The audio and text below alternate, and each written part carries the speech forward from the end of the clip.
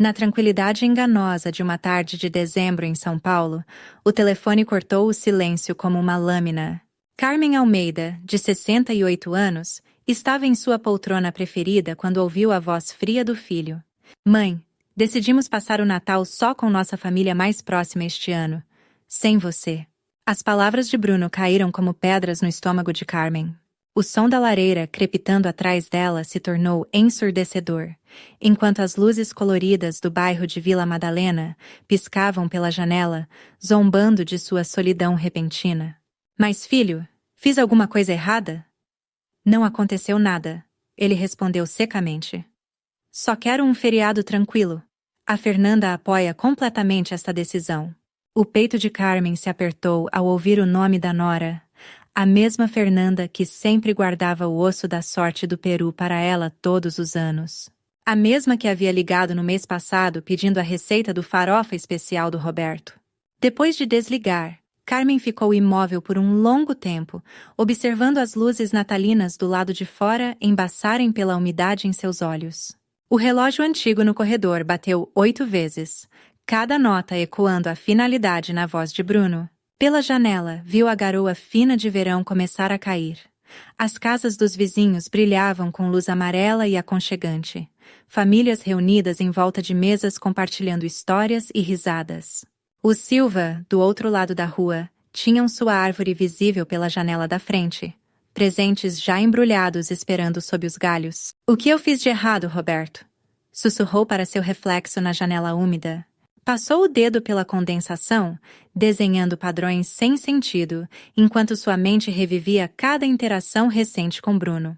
Teria sido muito insistente sobre manter as tradições, muito inflexível sobre preservar a memória de Roberto através de seus rituais natalinos? A noite avançou lentamente. O fogo morreu na lareira, deixando apenas cinzas frias e o cheiro de lenha queimada. Foi para a cozinha e preparou mecanicamente uma sopa que sabia que não comeria. Enquanto o micro-ondas unia, sua mente continuava voltando para a voz de Bruno, procurando pistas que pudesse ter perdido. Ao abrir a gaveta da mesa da sala, outro objeto caiu junto com a agenda de contatos. O antigo álbum de fotos de Roberto. Suas mãos tremeram ao abri-lo. Na primeira página, Bruno com 5 anos, sorriso banguela se estendendo de orelha a orelha, segurando um aviãozinho de madeira debaixo da árvore de Natal de 1995. Virou a página cuidadosamente. Roberto na cozinha antiga do apartamento no Ipiranga, farinha de trigo empoeirando seu cabelo castanho como neve, rindo enquanto esticava a massa dos sonhos de Natal. A próxima foto tirou completamente seu fôlego. Os 3 juntos, Roberto segurando o bebê Bruno contra o peito, ela mais jovem com um braço em volta de ambos, todos sorrindo para a câmera. Pareciam invencíveis naquela época, como se nada pudesse separá-los. Lembrou-se daquela manhã natalina de 15 anos atrás. Bruno descendo as escadas em seu pijama dos Santos, Roberto fazendo seus famosos bolinhos de chuva, enquanto ela fingia surpresa com a excitação do menino. Quando aquela magia morreu? Quando seu filho se tornou esse estranho frio, folheou mais páginas, cada fotografia uma pequena faca se aprofundando mais em seu coração. O último Natal de Roberto, 5 anos atrás, quando o câncer já havia enfraquecido suas mãos, mas ele ainda insistia em embrulhar cada presente sozinho. Bruno havia visitado com menos frequência naquele ano, inventando desculpas sobre trabalho e obrigações. Mantenha a família unida, Carmen. Roberto havia sussurrado durante sua última semana, seus olhos nublados pela morfina. Prometa que não vai deixar a distância crescer entre você e o Bruno. Ela havia prometido. Mas agora se perguntava se havia falhado com ele tão completamente. O micro-ondas apitou insistentemente, mas o ignorou. Nada importava exceto essas memórias congeladas no tempo, quando eram uma família completa. Fechou o álbum com cuidado, mas retirou a foto de Roberto rindo na cozinha. Esta colocou em sua mesa de cabeceira, onde poderia ver o sorriso dele ao acordar. Enquanto se preparava para dormir, o lado da cama de Roberto parecia vasto e vazio, como havia sido por 5 longos anos. Mas esta noite parecia ainda mais oco, como se perder Bruno tivesse dobrado a solidão que já habitava esses cômodos. A luz da manhã filtrava pelas cortinas mal fechadas, projetando sombras cinzentas sobre sua mesa de café da manhã no pequeno apartamento de 2 quartos.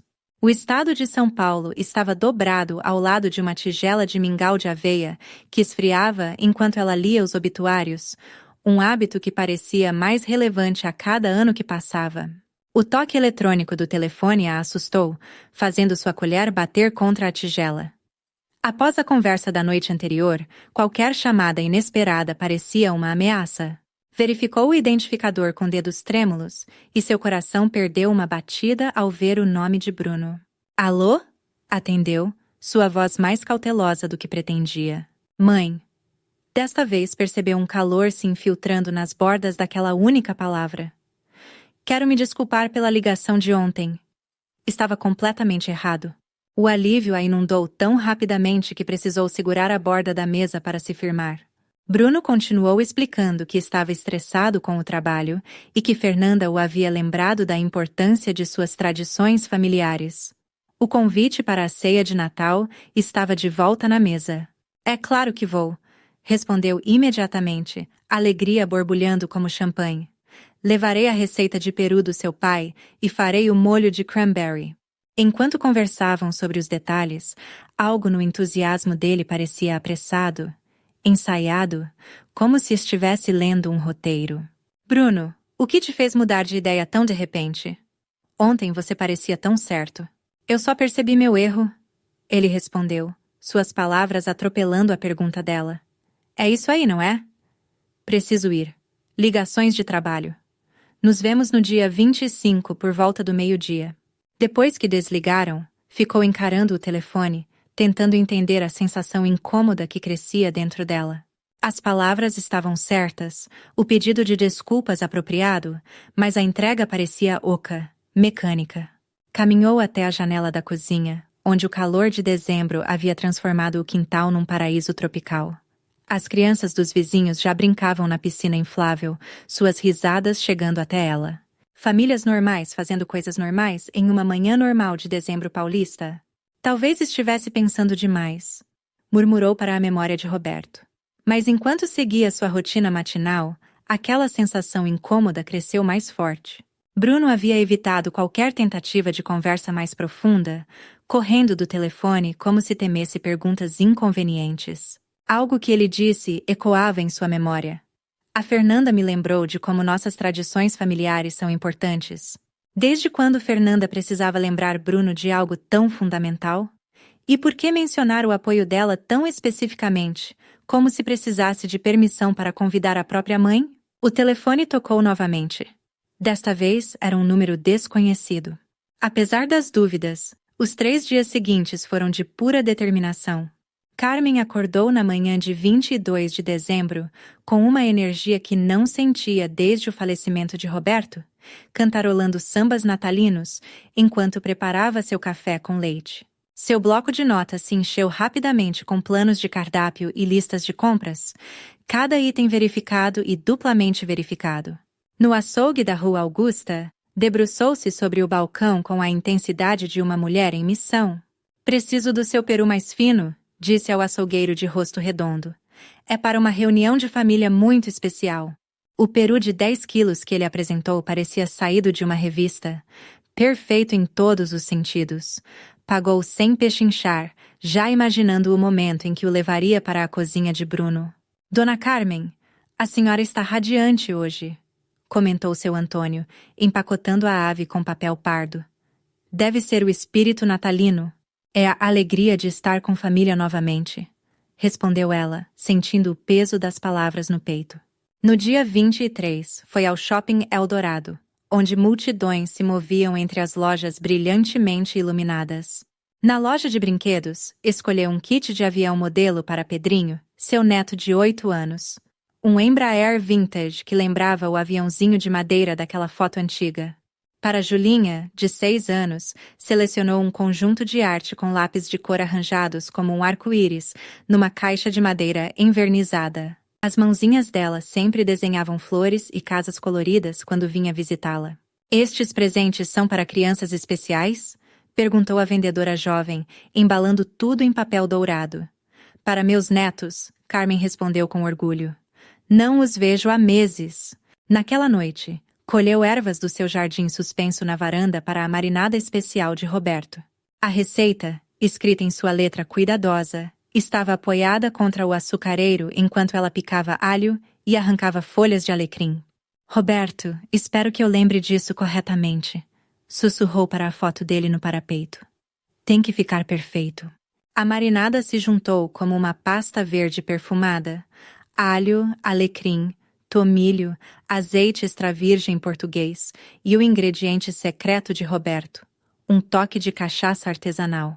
Massageou sob a pele do peru com dedos cuidadosos, sentindo como se estivesse realizando um ritual antigo de reconciliação. A temperatura em São Paulo subia pelos 30 graus, típica do verão paulistano, mas o ar-condicionado mantinha o apartamento fresco para o trabalho culinário. O cheiro das ervas se espalhava pela cozinha, criando uma atmosfera de expectativa e nostalgia. Enquanto temperava a ave, sua mente vagou para as conversas que teria com Bruno. Havia tanto a dizer, tantas mágoas para curar. Talvez pudessem falar sobre os planos para o futuro, sobre como usar melhor a herança de Roberto. O professor aposentado havia sido meticuloso com investimentos. Durante 30 anos, comprou ações da Embraer sempre que a empresa passava por dificuldades e as ações ficavam baratas. Depois do real, depois da crise asiática, depois do 11 de setembro, sempre comprando quando outros vendiam. Paciência e fé no Brasil, costumava dizer Roberto, consultando o caderno onde anotava cada compra. A Embraer vai voar alto um dia. E voou. As ações que comprara por centavos agora valiam uma fortuna. 2.300.000 reais, segundo a última avaliação do banco. Dinheiro suficiente para garantir seu futuro e ainda ajudar instituições de caridade ligadas à educação. Bruno sabia disso? Provavelmente. Ela havia mencionado os investimentos algumas vezes, sempre com orgulho da previsão de Roberto. Mas nunca falaram sobre seus planos para o dinheiro. A manhã da véspera de Natal chegou nublada e quente, mas seu ânimo permaneceu elevado. Embrulhou os presentes com precisão militar, dobrando cantos afiados e amarrando fitas com laços perfeitos. Sua melhor roupa de Natal estava passada e pronta. Um vestido azul marinho que Roberto sempre elogiava. Borrifou o perfume Natura Caiaque, como armadura para a batalha familiar que se aproximava. O cheiro cítrico sempre a tranquilizava nos momentos de tensão. À medida que a tarde se aproximava, porém, a inquietação começou a se infiltrar como umidade paulistana. Bruno não havia ligado para confirmar os detalhes. A que horas deveria chegar? Deveria trazer vinho? As crianças tinham desenvolvido alergias alimentares que ela havia esquecido. Dona Maria, sua vizinha do apartamento ao lado, apareceu na janela da cozinha enquanto ela limpava as tigelas da marinada. Carmen, grandes planos para amanhã? Perguntou através da tela de proteção. Ceia de Natal com Bruno e sua família, respondeu ela. Talvez rápido demais. Vamos ser uma família de verdade novamente. Algo cintilou na expressão de Dona Maria, mas ela apenas assentiu. Isso é maravilhoso, querida. Você merece a felicidade. Depois que a vizinha se retirou, não conseguiu se livrar da sensação de que sua pergunta tinha um peso além do interesse casual. Como se ela soubesse de algo que Carmen não sabia. O noticiário da Globo falava sobre o trânsito intenso na véspera de Natal, famílias se reunindo, tradições sendo mantidas. Tudo normal, tudo como deveria ser. Então, por que seu coração acelerado parecia determinado a encontrar problemas onde não existiam? Verificou o peru pela 10ª vez. A marinada havia penetrado na carne, criando uma coloração dourada que prometia sabor excepcional. Os temperos se misturavam no ar-condicionado, lembrando-a de todos os natais anteriores quando Roberto ainda estava vivo. Lembrou-se do último Natal que passaram juntos. Roberto já estava fraco, mas insistiu em preparar a farofa especial com seus próprios dedos trêmulos. É sobre amor, Carmen, havia dito, mexendo a frigideira com dificuldade. Comida feita com amor tem gosto diferente. Bruno havia chegado atrasado naquele dia, desculpando-se por compromissos de trabalho. Fernanda parecia constrangida, as crianças inquietas. Não foi o Natal que Roberto merecia em sua última celebração. Mas amanhã seria diferente. Amanhã seria a redenção que todos precisavam. Ao se deitar na véspera de Natal, tudo estava pronto. O peru descansando na geladeira, os presentes aguardando perto da porta, tudo perfeito. Exceto seu coração acelerado, que parecia determinado a encontrar problemas onde não existiam. Por que Bruno não havia ligado para confirmar? Por que Dona Maria parecia preocupada? Por que essa reunião parecia mais uma encenação do que um reencontro genuíno? Encarou o teto até altas horas, ouvindo os sons noturnos de São Paulo, sirenes distantes, o ronronar do ar-condicionado, o barulho ocasional de carros na rua. Dizia a si mesma que a antecipação sempre traz ansiedade. Amanhã seria perfeito. Tinha que ser. As ações da Embraer guardadas no banco representavam mais do que dinheiro. Eram a prova da sabedoria de Roberto, sua capacidade de ver além do presente imediato. Se Bruno precisasse de ajuda financeira, ela estaria disposta a conversar. Família era isso. Apoio mútuo nos momentos difíceis. Mas algo na voz dele ao telefone, aquela pressa em desligar, aquela explicação mecânica sobre Fernanda ter que lembrá-lo das tradições familiares. Tudo isso criava uma sensação incômoda que ela não conseguia afastar completamente. O último pensamento antes de adormecer foi sobre Roberto. O que ele faria nesta situação? Provavelmente diria para confiar no amor, para acreditar no melhor das pessoas até que provassem o contrário. Até amanhã, meu amor, sussurrou para a foto na mesa de cabeceira. Espero que fique orgulhoso de mim. A manhã de Natal amanheceu clara e quente, o sol de dezembro brilhando intensamente sobre São Paulo. Carmen vestiu-se com cuidado cerimonial, ajustando seu vestido azul marinho e alisando o cabelo teimoso que Roberto sempre dizia ter vida própria. O peso do recipiente térmico com o peru parecia maior do que esperado enquanto o carregava até o carro, junto com as sacolas de presentes. Parou na porta do edifício, chave pairando sobre a fechadura, e olhou para trás. O apartamento vazio a encarava através das janelas, aguardando seu retorno. Algo frio tocou sua espinha. Uma premonição, talvez. Mas afastou a sensação e se dirigiu ao estacionamento. Hoje era sobre família. Hoje era sobre cura. O trajeto até o condomínio de Bruno em Moema rangia sob seus pneus no asfalto quente. Luzes natalinas ainda decoravam cada portaria e janela dos prédios, criando uma cena tropical que fez seu peito apertar com esperança. Manobrou o recipiente do peru e as sacolas para fora do Corsa, o ar quente da tarde beijando suas bochechas, enquanto se aproximava da portaria do edifício residencial. Antes que pudesse tocar o interfone, a voz familiar de Fernanda ecoou pelo sistema. Carmen, que bom que chegou. Suba, apartamento 1023. O apartamento cheirava a canela e pinho artificial. Música natalina flutuava de alto-falantes embutidos, enquanto luzes coloridas projetavam sombras de arco-íris sobre o piso de porcelanato polido. Pedrinho apareceu ao seu lado como por mágica, pulando na ponta dos pés com excitação mal contida. Vovó Carmen, você trouxe presentes? Perguntou com os olhos brilhando. Ana e Paulo Guimarães, os pais de Fernanda, a cumprimentaram calorosamente.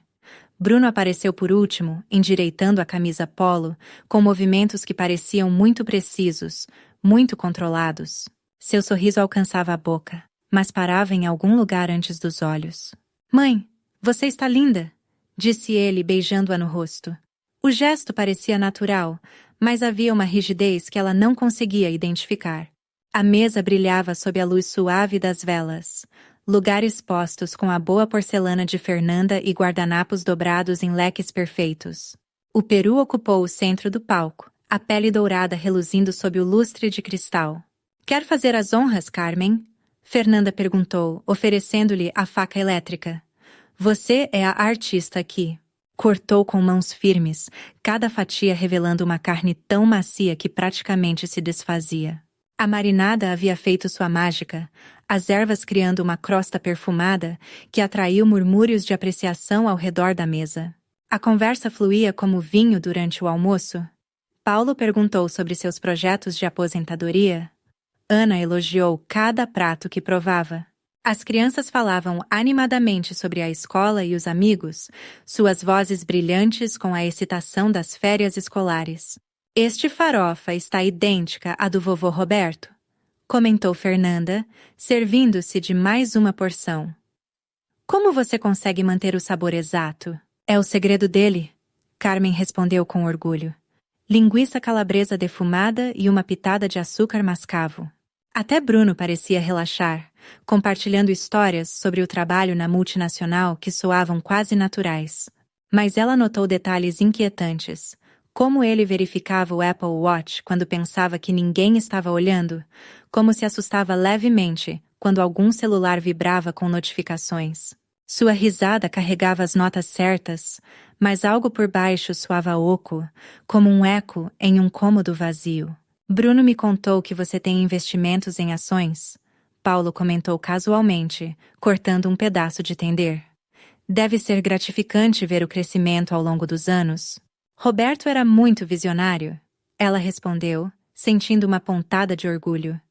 Ele sempre acreditou na Embraer, mesmo quando todo mundo duvidava. Bruno quase engasgou com o vinho. Mãe, você não precisa falar de dinheiro na mesa, disse rapidamente. Por que não? São investimentos legítimos, Paulo insistiu com interesse genuíno.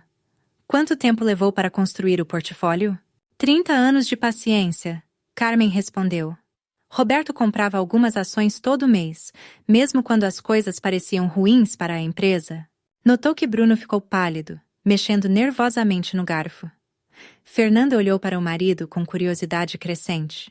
Após a sobremesa, um pavê de chocolate que Ana havia preparado, se moveram para a sala de estar, onde os presentes esperavam sob uma árvore artificial imponente. O papel de embrulho logo se espalhou pelo carpete como confete colorido. Os olhos de Pedrinho se arregalaram ao desembrulhar o avião modelo. Um Embraer igual aos do aeroporto. Podemos montar juntos, vovó? Claro, querido, prometeu, sentindo o calor se espalhar pelo peito. É para isso que as avós existem. Julinha abraçou seu conjunto de arte, já planejando obras-primas. Vou desenhar nossa família inteira, até o bisavô Roberto, para que ele possa estar conosco também. O ambiente ficou silencioso por um momento. A ausência de Roberto de repente presente entre eles, como um convidado invisível. Mas não era a dor aguda que carregara por 5 anos. Era algo mais gentil, como se ele estivesse sorrindo para eles de algum lugar distante. À medida que a tarde avançava, o calor da refeição os envolvia como um cobertor confortável. Paulo e ela discutiam futebol. Ele corintiano, ela santista, enquanto Ana ajudava Fernanda com a louça. As crianças brincavam no chão com seus novos tesouros, suas risadas fornecendo uma trilha sonora alegre. Afrouxou a postura e se recostou na poltrona de couro. Sentia-se mais contente do que em meses. Era isso que o Natal deveria ser. Família reunida, tradições honradas, amor compartilhado entre gerações. Seu iPhone vibrou no bolso da bolsa, um zumbido suave, mas insistente. Ignorou-o, não querendo quebrar o encanto dessa tarde perfeita. Mas ele zumbiu novamente, teimoso como um mosquito no verão. Com licença por um momento, disse a Paulo, que descrevia orgulhosamente a temporada do Corinthians no Campeonato Paulista. O pequeno lavabo perto da entrada ofereceu a privacidade necessária, sua porta abafando os sons da conversa familiar. Número desconhecido brilhava na tela do celular. Quase recusou a ligação. Quem telefona na tarde de Natal, exceto telemarketing ou golpistas? Mas quando parou de tocar e imediatamente recomeçou, a irritação superou a cautela. Alô? Quem está ligando no Natal? A senhora precisa ir para casa imediatamente. A voz cortou as amenidades como uma lâmina, masculina, urgente, desconhecida. Piscou para seu reflexo no espelho, observando sua expressão mudar de aborrecimento para confusão. Quem é você? Do que está falando? Isso não importa agora. Apenas vá para casa. Sua mão apertou o telefone. Atrás da porta podia ouvir Pedrinho explicando as partes do avião para sua mãe. Sons normais de um Natal que de repente pareciam muito distantes, quase irreais. Não entendo o que está dizendo. O que está acontecendo? Confie em mim e vá agora. A ligação caiu. Ficou encarando o telefone mudo, como se ele pudesse se explicar. Seu reflexo no espelho do lavabo parecia envelhecido de repente. Linhas de preocupação mais profundas ao redor dos olhos. A voz do estranho carregava uma convicção genuína que fez seu peito apertar com ansiedade crescente. O que poderia estar errado em casa? Incêndio? Arrombamento? Havia deixado algo perigoso ligado? Sua mente corria por possibilidades enquanto seu coração acelerava. Mas esta era a ceia de Natal, sua primeira reunião familiar verdadeira em 5 anos. Como poderia sair baseada num aviso enigmático de um desconhecido? Através da porta, ouviu Bruno rir de algo que Paulo disse, o som agudo e excessivamente brilhante. Seu reflexo a encarou com olhos preocupados, luzes natalinas do corredor projetando sombras vermelhas e verdes em seu rosto tenso. A voz do estranho ecoava em sua memória. Confia em mim e vá agora. Confiar em quem? Por quê? Que emergência possível exigiria tal urgência que um desconhecido rastreasse seu número na tarde de Natal? Mesmo enquanto as perguntas se multiplicavam, seu corpo já respondia a sinais de alarme primitivos. Seus ombros haviam se tensionado, sua respiração se tornado superficial. Alguma parte antiga de seu cérebro gritava que esta chamada não era aleatória. Pensou em sua casa vazia na escuridão de dezembro? E se alguém estivesse lá dentro revistando seus pertences? E se estivesse alagando ou pegando fogo? Mãe? Está tudo bem aí? A voz de Bruno veio através da porta, preocupada e perfeitamente cronometrada. Só 1 minuto, respondeu, sua voz mais firme do que se sentia. Respirou fundo, preparando-se para o que viria a seguir. A urgência do estranho havia-a infectado. Não podia ignorá-la, não podia explicá-la, não podia fingir que a ceia natalina era mais importante do que esta certeza crescente de que algo estava muito errado. Quando abriu a porta, a cena familiar calorosa de repente parecia estranha. Risadas de crianças, adultos conversando sobre café, o brilho suave das luzes que haviam parecido tão acolhedoras 1 hora antes. Está tudo bem, mãe? Bruno olhou para cima, algo cintilando atrás de seus olhos que poderia ser preocupação ou cálculo. Preciso ir para casa, disse mais bruscamente do que pretendia. Há uma emergência. Alguém ligou. Algo está errado na casa. O ambiente ficou quieto, exceto pelo aviãozinho de Pedrinho fazendo sons de voo enquanto navegava entre os móveis. Que tipo de emergência? Fernanda perguntou, pano de prato ainda nas mãos. Seus dedos tropeçaram nos botões do blazer, a memória muscular falhando sob estresse. Ainda não sei. Só disseram que preciso ir para casa imediatamente. Bruno se levantou, seu rosto a imagem da confusão preocupada. Quem ligou? Por que não explicaram o que estava errado? Por uma fração de segundo, estudou a expressão de seu filho, procurando algo que não conseguia nomear. Sua preocupação parecia genuína, mas havia algo por baixo, uma tensão que não combinava com suas palavras. Tenho que ir. Abaixou-se para beijar as crianças em despedida, seus rostinhos a encarando com perplexidade inocente. Obrigada por uma ceia de Natal maravilhosa. Sinto muito por sair assim. O ar quente de dezembro atingiu seu rosto enquanto corria para o carro. No espelho retrovisor, viu a família agrupada na porta do prédio. Fernanda se abraçando, Paulo balançando a cabeça, as crianças pressionando os rostos contra a vidraça do hall. Bruno estava ligeiramente separado do grupo, sua silhueta escura contra a luz quente que vinha do apartamento. As avenidas paulistanas se estendiam congestionadas à sua frente, luzes natalinas cintilando de prédio em prédio como estrelas distantes.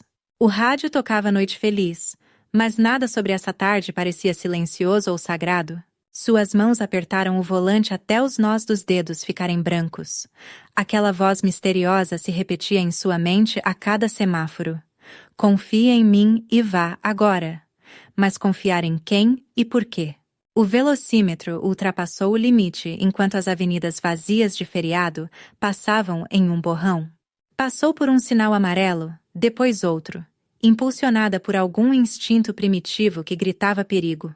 Seria um arrombamento?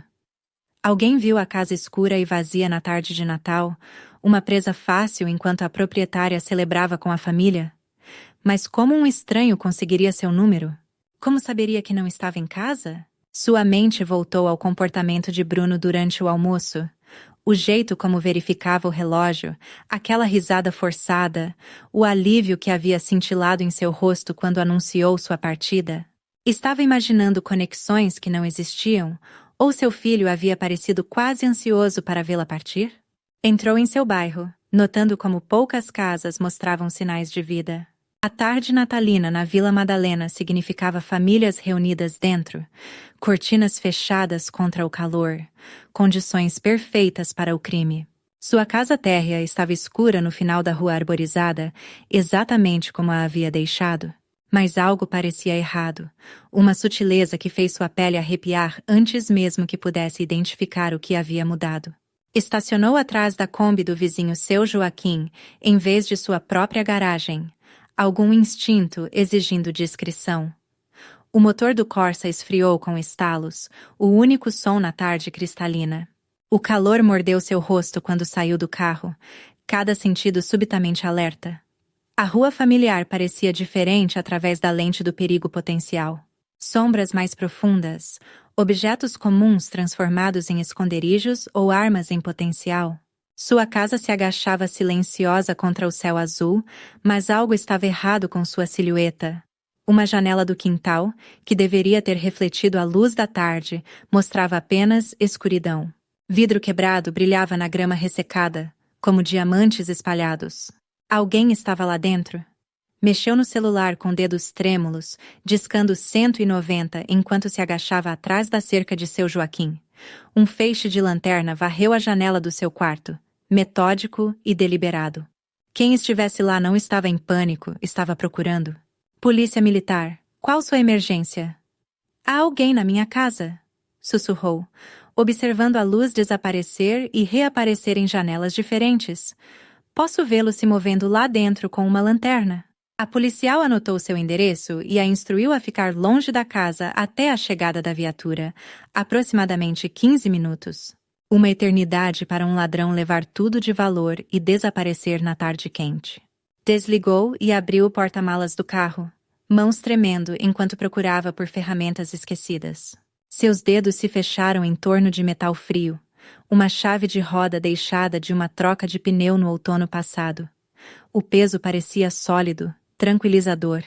Quem quer que estivesse violando seu lar encontraria mais resistência do que havia imaginado. Esgueirou-se pelo perímetro da casa, usando arbustos e a sombra da mangueira como cobertura. A janela quebrada do quintal contava essa história. Cacos irregulares apontando para dentro, grama pisoteada onde o intruso havia entrado. O feixe de lanterna se movia sistematicamente pelo seu quarto, parando na cômoda onde a caixa de joias de Roberto estava, depois no armário onde guardava documentos importantes. Isso não era vandalismo aleatório ou desespero movido por drogas. Alguém procurava coisas específicas. Suas mãos apertaram a chave de roda enquanto raiva protetiva inundava seu sistema. Esta era sua casa, seu santuário, sua vida com Roberto, que algum criminoso achava que podia simplesmente roubar. Posicionou-se nas sombras ao lado da janela quebrada, ouvidos atentos aos sons do interior. Passos rangiam lá dentro, alguém se movendo com propósito por cômodos que continham 40 anos de memórias. O feixe de luz varria para frente e para trás, como um farol procurando sempre. O que estariam procurando? Dinheiro? Joias? Eletrônicos? Ou algo mais específico, mais pessoal? Os passos se moveram em sua direção. Sua respiração saía em rajadas curtas, cada músculo tenso enquanto se pressionava contra a parede da casa, chave de roda erguida. Quem quer que emergisse daquela janela se encontraria cara a cara com uma proprietária muito zangada. Uma bolsa apareceu primeiro, lona escura recheada com papéis e pequenos objetos. Então, uma perna, testando cuidadosamente a moldura da janela antes de se comprometer com a saída. Prendeu a respiração, cada músculo pronto para a ação. Mais um segundo, e teria suas respostas sobre quem pensava que podia roubar Carmen Almeida na tarde de Natal. A segunda perna emergiu da janela, seguida por um torso que reconheceu com clareza nauseante.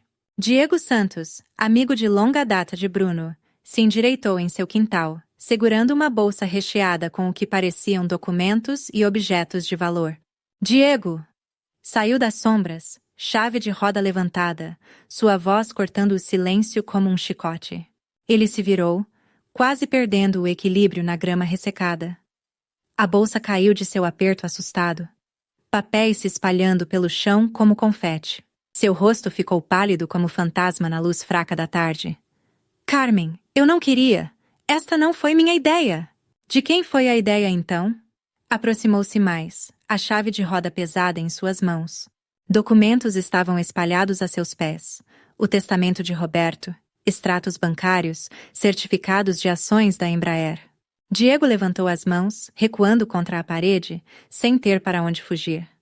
Ele disse que você estaria no almoço por horas. Disse que nunca saberia. Quem disse isso?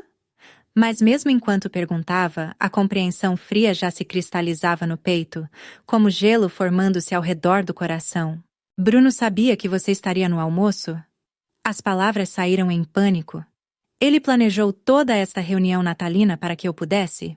A chave de roda escorregou dos dedos dela, de repente pesada demais, atingindo a grama com um baque abafado. Meu filho te enviou. Diego assentiu miseravelmente, lágrimas escorrendo pelo rosto no calor da tarde. Ele precisava do testamento de Roberto, os certificados de ações da Embraer. Disse que você ia doar milhões para a caridade em vez de para a família. Cada palavra atingia como um golpe físico. Cambaleou para trás, olhando para os papéis espalhados na grama, a caligrafia cuidadosa de Roberto em documentos legais, certificados de ações que valiam mais dinheiro do que a maioria das pessoas via em uma vida.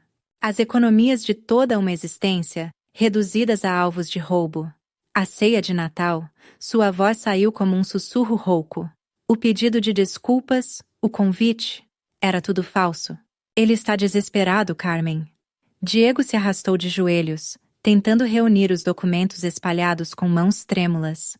Dívidas de jogo, investimentos ruins, deve a pessoas que não perdoam pagamentos atrasados. Suas pernas fraquejaram enquanto a extensão total da traição se instalava.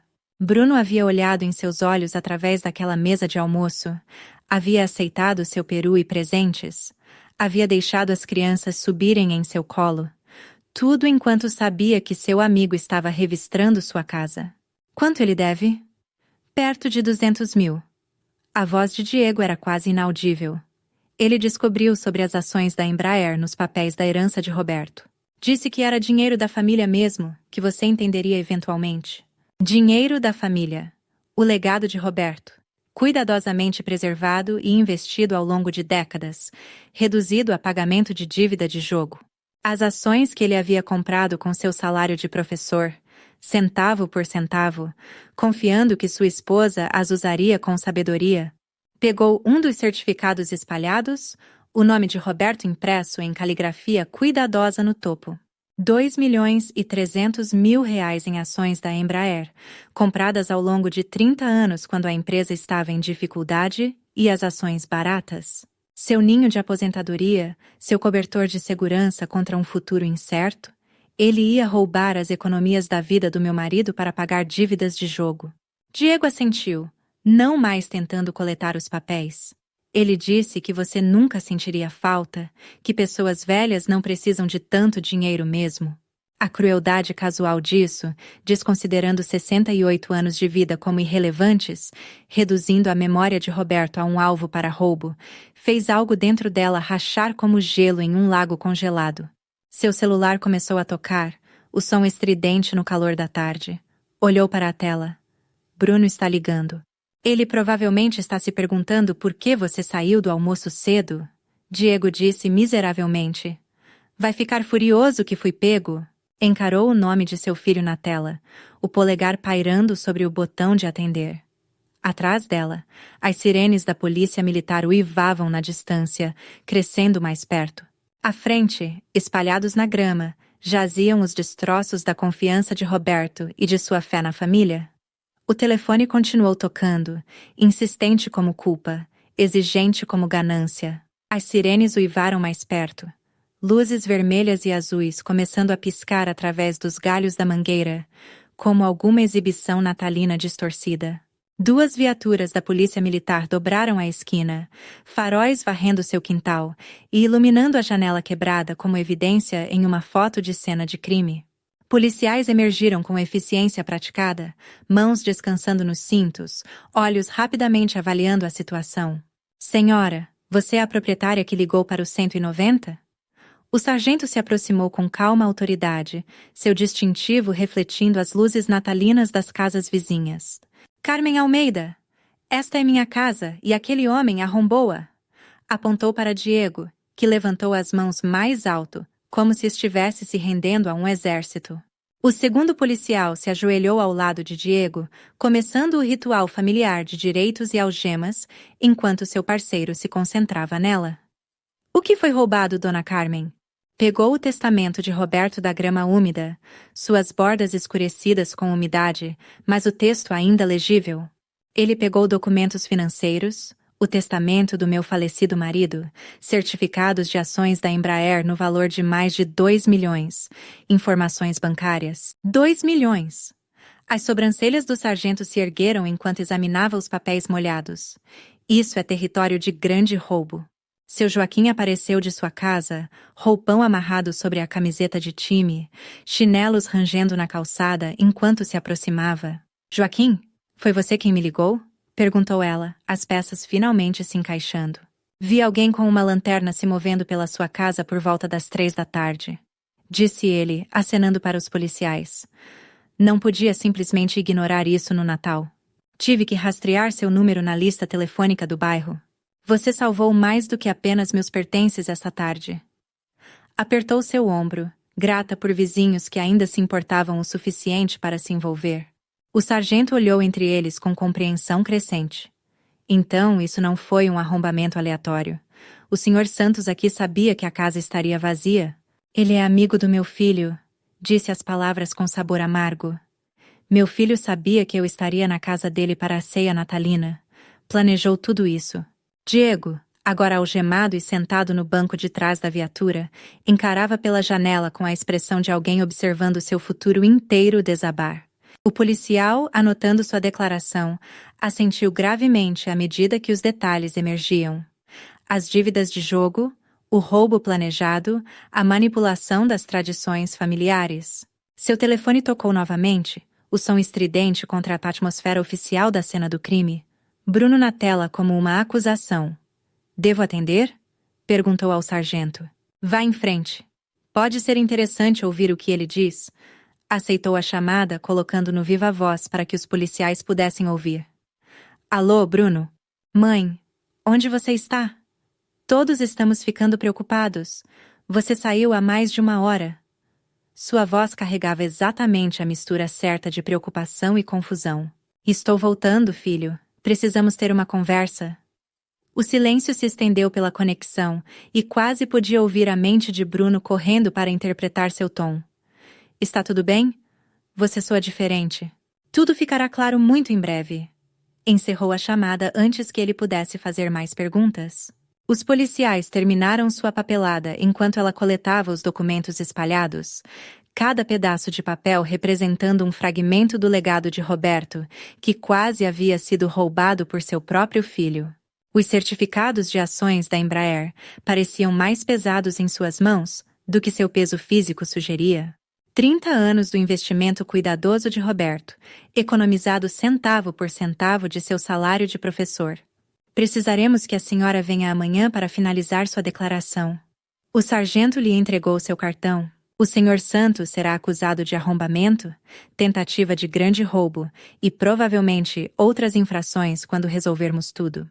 Seu Joaquim caminhou com ela até o carro enquanto as viaturas se afastavam, o rosto pálido de Diego visível através da janela traseira, como um fantasma do Natal futuro. Tem certeza de que está bem para dirigir de volta para lá? Perguntou ele. Essa vai ser uma conversa difícil. Olhou para sua casa uma última vez. A janela quebrada, a grama pisoteada, a guirlanda natalina na porta da frente que de repente parecia zombar de toda a noção de paz na terra. Algumas conversas não podem esperar, Joaquim. Algumas verdades precisam ser ditas enquanto estão frescas. Quando chegou ao condomínio de Bruno, o brilho quente das janelas e as luzes cintilantes criavam uma fachada perfeita de felicidade familiar.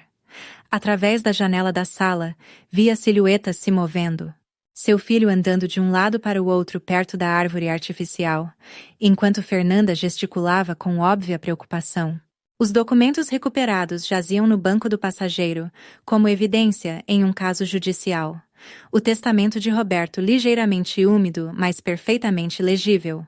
Os certificados de ações carregando sua assinatura cuidadosa de décadas passadas. Pegou-os com cuidado. Cada papel era uma arma na batalha pela verdade que estava prestes a travar. Não bateu na porta. Isso ainda era família, mesmo que essa palavra tivesse sido envenenada pela ganância e traição. A porta se abriu para uma cena de domesticidade preocupada. Fernanda dobrando guardanapos perto da entrada da cozinha, Paulo lendo uma revista enquanto Ana trabalhava em palavras cruzadas, as crianças espalhadas no carpete com seus novos brinquedos. Todos olharam quando entrou, e observou o rosto de Bruno se transformar de alívio para confusão e então para alarme crescente enquanto notava sua expressão. Carmen, graças a Deus! Fernanda se apressou em sua direção, preocupação genuína nas feições. O que aconteceu? Você parece terrível. Pergunte ao seu marido o que aconteceu, Fernanda. Colocou os documentos na mesa de centro com cerimônia deliberada, arranjando-os para que todos pudessem ver a caligrafia familiar de Roberto no testamento, o papel timbrado oficial da Embraer nos certificados, os números nas contas bancárias. Bruno encarou os papéis como se fossem evidência de sua própria execução. Mãe, não entendo o que você está falando. Estes são o testamento de Roberto e os certificados de ações da Embraer que Diego tentou roubar esta tarde. Ele está atualmente sob custódia policial, acusado de arrombamento e tentativa de grande roubo. A revista de Paulo escorregou de suas mãos. Que ações? Quanto? Roberto me deixou ações da Embraer no valor de R$ 2.300.000. Observou cada rosto processar esta informação. Surpresa, confusão, compreensão crescente. Ele as comprou ao longo de 30 anos, investindo quando a empresa estava em dificuldade. Bruno descobriu e planejou que eu doasse a herança para veteranos e instituições educacionais. Mãe, essa é nossa herança familiar. A fachada cuidadosamente construída de Bruno rachou, revelando o desespero por baixo. Você não pode simplesmente dar tudo para estranhos. Posso fazer o que quiser com meu dinheiro, mas você decidiu roubá-lo em vez de falar comigo. Fernanda afundou no sofá, uma mão cobrindo a boca enquanto as peças se encaixavam. O convite natalino, a reconciliação súbita, tudo planejado para dar a Bruno um álibi enquanto seu amigo roubava a casa. Virou-se para encarar seu filho diretamente. Você usou o Natal, usou a alegria dos seus filhos, a bondade da sua esposa, usou meu luto por seu pai para encobrir um roubo. As palavras cruzadas de Ana caíram no chão, esquecidas. Bruno, por favor, nos diga que isso não é verdade. Mas Bruno já não podia negar. A evidência estava espalhada pela mesa de centro, e a prisão de seu amigo havia removido qualquer possibilidade de encobrir a conspiração. Vocês não entendem a pressão que estou sofrendo, as dívidas, as pessoas a quem devo dinheiro. Quanto? A voz de Paulo carregava a autoridade de um homem que havia gerenciado finanças sua vida inteira. 200.000. A admissão de Bruno caiu no ambiente como uma bomba. Investimentos ruins, um pouco de jogo.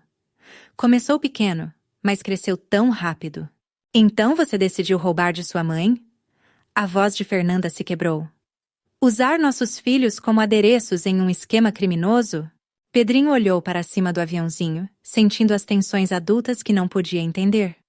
Por que todo mundo está gritando? Julinha agarrou seus materiais de arte mais perto. Lápis de cor espalhados pelo carpete como fragmentos de arco-íris da família que se despedaçava ao redor dela. Seu pai fez escolhas muito ruins, disse gentilmente às crianças. Então olhou de volta para Bruno. Escolhas que machucaram pessoas que confiavam nele. Eu não queria machucar ninguém. Bruno estava completamente desabando agora, anos de cuidadosa decepção colapsando sob o peso da exposição. Só precisava de tempo para consertar as coisas, para pagar o que devia. Roubando de sua mãe na tarde de Natal? Paulo se levantou, sua calma usual substituída por indignação moral. Mentindo para sua esposa, usando seus filhos como álibi? Fernanda chorava agora. Não as lágrimas gentis do sentimento natalino, mas os soluços ásperos de alguém vendo sua vida inteira se dissolver.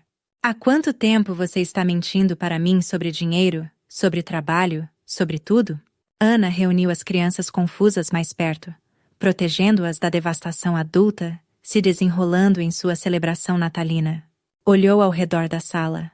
As lágrimas de Fernanda, o choque dos avós, as crianças que não entendiam por que sua alegria natalina havia se transformado em caos. Seu filho, desabado em culpa e desespero. Esta família estava destruída, esculpida pela ganância tão eficientemente quanto qualquer lâmina. As ações da Embraer irão para programas de veteranos e fundos de educação, exatamente como Roberto teria querido. Pegou os documentos da mesa, preparando-se para deixar este naufrágio. Ele acreditava em ajudar os outros, em construir algo significativo. Você transformou o legado dele em um alvo para roubo. Levantou-se para sair, parando na porta para olhar para trás para a cena natalina destruída. Fernanda ainda chorando, Paulo consolando Ana, as crianças sentadas confusas entre seus brinquedos espalhados e Bruno encolhido em sua cadeira com a cabeça nas mãos. Fernanda, você e as crianças são sempre bem-vindos na minha casa. Vocês são inocentes nisso. Saiu para o calor da noite paulistana, deixando para trás as luzes quentes e os destroços do que uma vez foi sua família. Na manhã seguinte, a luz filtrava pela janela da cozinha, projetando longas sombras sobre a mesa onde os documentos resgatados de Roberto jaziam bem arranjados ao lado da fotografia dele. Café vaporizava em sua caneca favorita, aquela que ele havia lhe dado 20 anos atrás com a melhor esposa do mundo, impresso em letras desbotadas. Enquanto lia os certificados de ações com nova perspectiva, percebi que representavam mais do que dinheiro. Cada data de compra contava uma história. Setembro de 2001, depois do 11 de setembro, quando a Embraer lutava com cancelamentos. Março de 2008, durante a crise financeira, quando outros venderam em pânico e ele comprou com fé. Seu telefone tocou, interrompendo a rotina matinal pacífica. O nome de Fernanda fez seu peito apertar com preocupação. Carmen, sinto muito. Sua voz embargada de tanto chorar, mas determinada. Nunca soube sobre os planos de Bruno, sobre nada disso. Fernanda, nada disso é culpa sua. Você é uma boa mulher que confiou no homem errado. Estou pedindo o divórcio. As palavras saíram apressadas. As crianças não merecem um pai criminoso e não vou viver com alguém que pôde fazer o que ele fez. Você é bem-vinda em minha vida sempre. Você e as crianças. Obrigada. Isso significa tudo agora. O legado de Roberto seria protegido da ganância, usado para os propósitos que ele teria apoiado. A casa parecia diferente agora. Não solitária, mas pacífica. A decepção se fora, a pretensão levantada. Seu celular vibrou com uma mensagem de Fernanda. As crianças querem saber quando podem visitar a vovó Carmen de novo. Sorriu, respondendo. A qualquer hora. Vamos construir novas tradições. Olhando para a fotografia de Roberto na mesa, sentiu sua presença guiando suas decisões. O dinheiro que ele havia economizado ajudaria veteranos a encontrar empregos, financiaria bolsas para professores como ele, apoiaria programas que fortalecem famílias. Suas ações ajudarão pessoas a construir vidas melhores, disse a imagem dele. Exatamente como você teria querido. Bruno havia escolhido a ganância em vez da família, mentiras em vez do amor, roubo em vez da confiança. Ela escolheu a honra em vez do sangue, a verdade em vez da conveniência, a integridade em vez do conforto. O sol da tarde entrava pelas janelas, iluminando partículas de poeira que dançavam como pequenas orações na luz dourada. Do lado de fora, o calor de dezembro cobria o bairro em verde exuberante, oferecendo a promessa de novos começos. O futuro se estendia à frente, menor do que havia planejado, mas mais limpo, mais honesto, construído sobre fundações que não desmoronariam sob pressão. O legado de Roberto estava seguro. A verdade havia vencido a decepção. A verdadeira família, o tipo construído sobre amor e respeito, em vez de sangue e obrigação, continuaria. Isso era suficiente, isso era tudo.